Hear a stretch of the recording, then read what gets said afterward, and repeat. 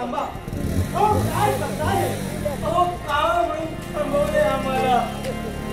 त्या शंभू महादेवाने आम्हाला खूप आशीर्वाद म्हणून पुत्र रत्न दिला आणि आजच ते माझ्या पुत्राच्या नामकरण विधी वेळी त्याच्या पंचप्राणांचे हरण करून दैवाचा खेळ का माझ्या नशिबी मांडलाय ते सांगा मुनिवर सांगा.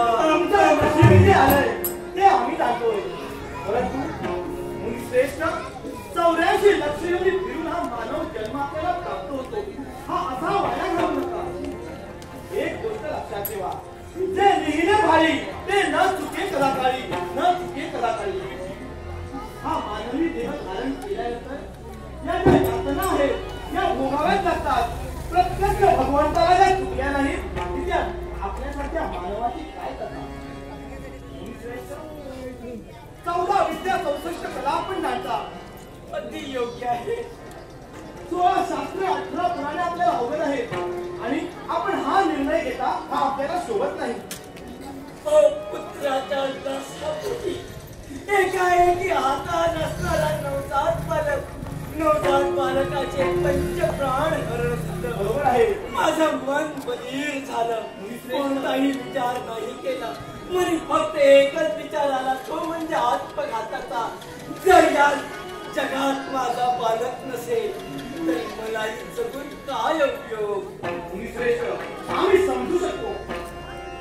शंभू महादेवांची आपण भक्ती केली आणि त्या भक्तीचे फळ म्हणून आपला हा पुत्र प्राप्त झाले.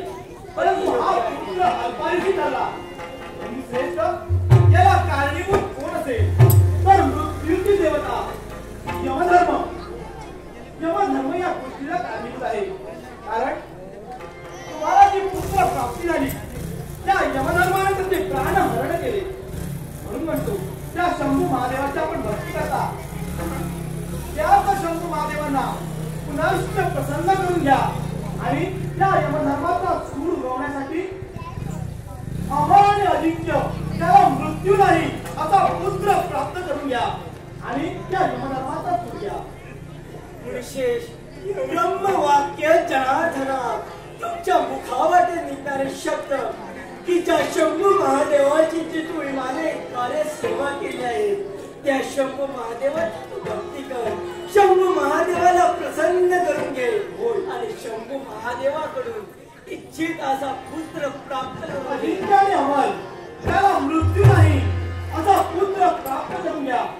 जर शंभू महादेवाने असं वरदान दिलं की तुम्हाला जो पुत्र प्राप्त होईल त्याला मृत्यू नाही, मग अशा वेळी साक्षात यमधर्मही तुमचं काही करू शकणार नाही. म्हणून म्हणतो वेळ न दवडता त्वरित निघून